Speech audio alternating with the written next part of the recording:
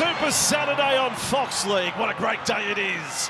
Underway, Raiders possession. And Big Papa takes the first hit up of the match.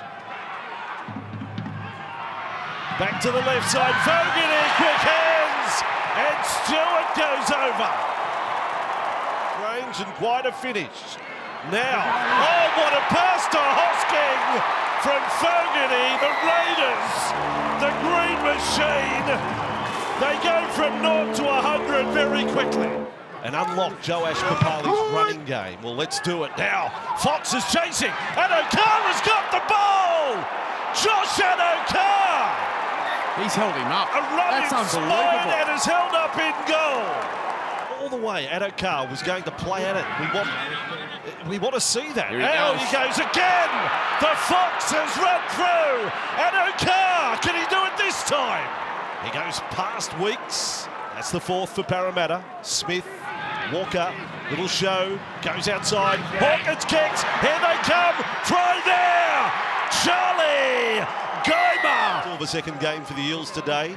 Had 50 minutes last week. And straight through the centre. Walker, oh, not a ball. He couldn't find Barlow. He just needed one of the speed men, probably. When he last tackle play. Quick play the ball. Off they go again. And that one intercepted. Now we're going to chase. Catch Zach. Tarpany's trying to do that. Joe can't get the job done. Boy, just look at the Raiders jerseys here. There are about 8 or 9 of them and not one Parramatta jersey there. Dury will play it. A quick one as well. De Silva to Hawkins. They shift it nicely, and on the end of it, Lomax will score. Yeah, the Parramatta attack has got 20 or more in them, and they've just claimed their second. A good one. He's starting to... Parramatta through again! Pinning the ears back. I've never seen him run faster, Dury. On the last play, though, they go the other way. And Papali does a stab over the top. Oh, Addo-Carr, triple, still score! Russell is over! Parramatta fancy their chances. Fogarty, Strange, Chris. Stood in the tackle as Simonson. Back to Strange. Young was in front of him. So Strange goes himself. Throws it long. Intercept successful. Eels up by 4. Starling to the left. Fogarty. Chris with it. Nicely done. Stewart's got a double. Jed Stewart, his first double in the NRL. Starling centre field. Fogarty with it. There's Maniota. And offloads. Fogarty with a ball in front of the posts. Parramatta hold firm. 2 tackles left. Starling looking up. Goes right. Strange on that side. Short pass. Parramatta's defence not able to stop Sasangi. Right side. Fogarty. Sasangi. Nice play. Works. Kick. Turns him around. Raiders. Savage is knocked off. The Raiders had more than a handful. Horsburgh with it. He offloaded. Corey Horsburgh got it to Owen Paddy to score. I think Ricky Stewart will be so proud of his side second half because they were off kilter a bit. Here we go. Weeks is through. He has his moment. He sends back Timoko away, who finally gets the ball down. But that is the player Weeks has become. The ball is knocked out of the hand Josh there. Addo-Carr knocks the ball out. However, it's always backwards off him. And then the ball is Timoko then knocked on in the in goal. knocks on into the leg. We have a decision Of Addo-Carr. It's going to be another win. It appears as Paddy! Owen Paddy's done one into a double! McAnna said it's going to be fun with this kid.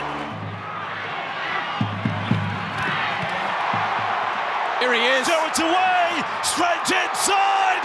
Leading the chase. Strange scores for Canberra. The Raiders are back entertaining us all. With a grandstand finish, haven't they? Came home hard. Ricky, a special day for the club, for the boys to rally and finish like that. How are you feeling now? Yeah, I quickly spoke about that. We were poor in the first half. Getting off to that lead, we should have taken advantage of that. But it was some poor decisions in play in footy. I think we were a bit entitled in that last 25 minutes in the first half, and we weren't prepared to work hard to earn what we had to do, and that was basically what we spoke about at half time. And then after the game, I said that, that we turned it around, and it was a day we had to turn it around because we're playing for a lot of people here in regards to who's played in our jumper before and played in our number. We had to turn it around and show us a little bit of pride in the jumper itself, and they did. I was really happy with the way we dug deep into the second half and played better footy. You've always been speaking a lot about the history of the club, but did you talk a lot about it this week and having those old guys here in the club? Well, not a lot, but yeah, we did. We had one of our meetings. We had a special video made up of a number of the players that are here today. Some of the older generation, the younger generation that have just retired over the last 3, 4, 5 years. But we, as a club, we actually do it quite a lot. So it's not special to go and celebrate it again. We actually call upon our past, history quite a bit, don't we? So to see a few of the younger guys really standing up, especially towards the end there, to put the icing on the cake. I'm happy with how they all finished off.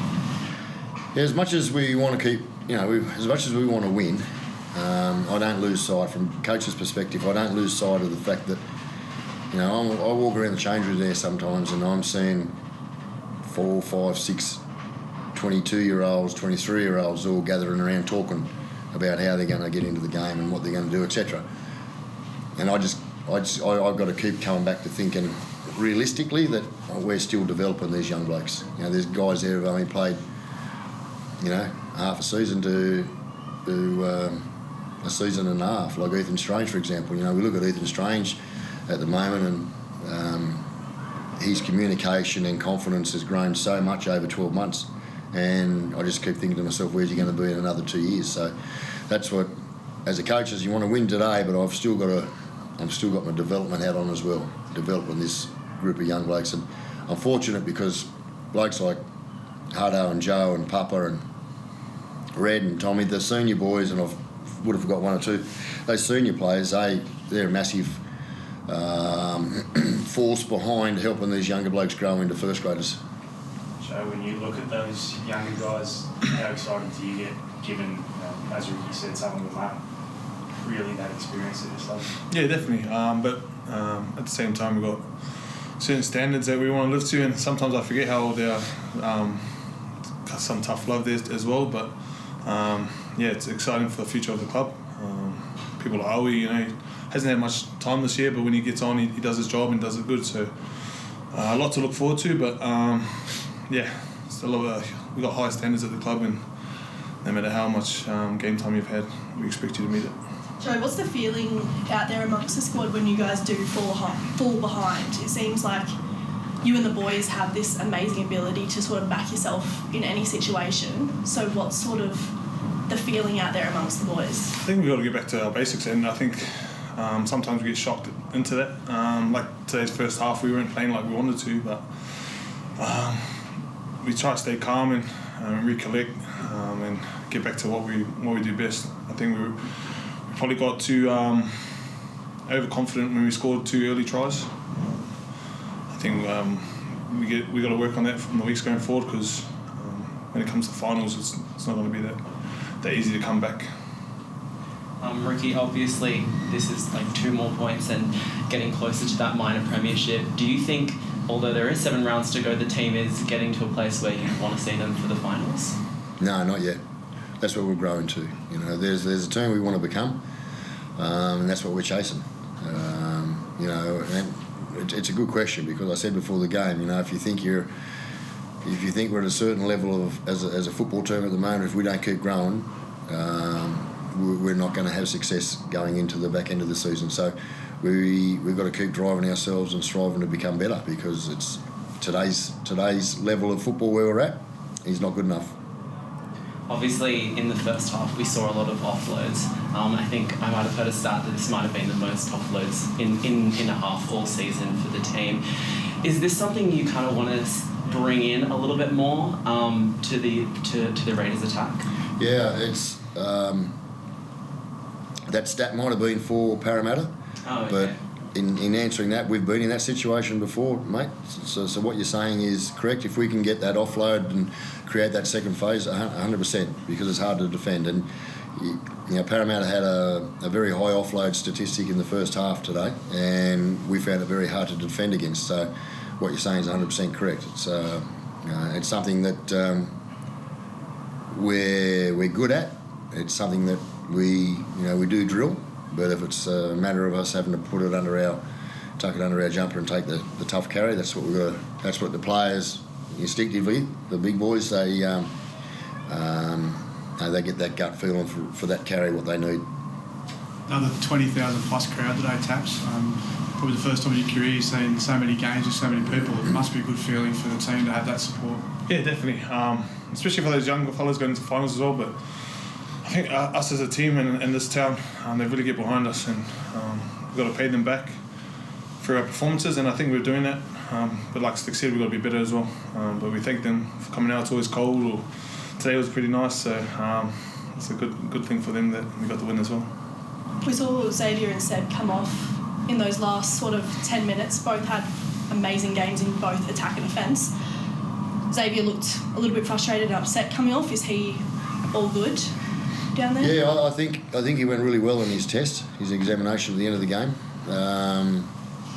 I haven't spoken to the doc about either of the boys, but talking to Xavier after the game, he was seemed to be okay. So as I say, I haven't spoken to the medical people yet, so we'll wait and see where they see the boys. Yeah, and I thought we played some really, really good footy on the back of it. Obviously, Papali, he's kind of been the talk of the town, but he set up a really good try again today. What did you make of him? Joash? Yeah. Yeah, no, he was good again today. He's obviously got some lessons there in the second half, so we'll just keep working really hard with developing his game. Today you wanted to maintain consistency and effort throughout those extended periods. Do you feel like you got that from the boys today? Yeah, we've got to remember that the team we played is coming first, and it's no fluke at this time of the year to be in that position. So they're a quality team, and some of the footy that we played to get ourselves in that position in the back part of the game was, a reflection of both fight, both effort, and then also, like you said, that's probably a work on for us just to maintain it for the 80 minutes, and that's going to be one of the real big lessons that's come out for us. Junior being the leader out there, how did that second half sort of slip away from you guys in the end? Yeah, game of possession and completion. Like Rolsey said, they're at the top of the table for a reason. They're not fluking their way to completing high and playing footy, and we sort of went into our shell a bit, but I think when you're 9-2 sort of penalty count, you're on the back end of defending all the time, so you got to be able to stop that, and a bit of ill discipline there, so you got to keep fighting and find a way to defend it. Were you happy with the first half the boys produced out there? Yeah, the fight, to stay in it and claw our way back at half time, but coming back out in the second half, you can't expect it to happen. You've got to be able to recreate it, and it's a learning curve for us, and the only way to get better is by experience and getting more games under the belt. Jason, Dylan was obviously left out for a reason today, so how did you sort of view the performance of that next generation of the Eels out there, and do you feel like you made the right call and the club's heading in the right direction with, the way that your halves and your spine are performing? Yeah, I thought Josh did a really good job today, yeah, good. And then we're going to keep working with him and keep developing him, and and he's got the first opportunity there. And it doesn't get much easier heading off to face your old mate with the Storm next week. So what do you feel like? No, we've got Brisbane next week. With Brisbane, how do you sort of take the performance from today and turn that into, competitive game? We'll go and review it, and then we'll do what we've done every week and prepare for Brisbane.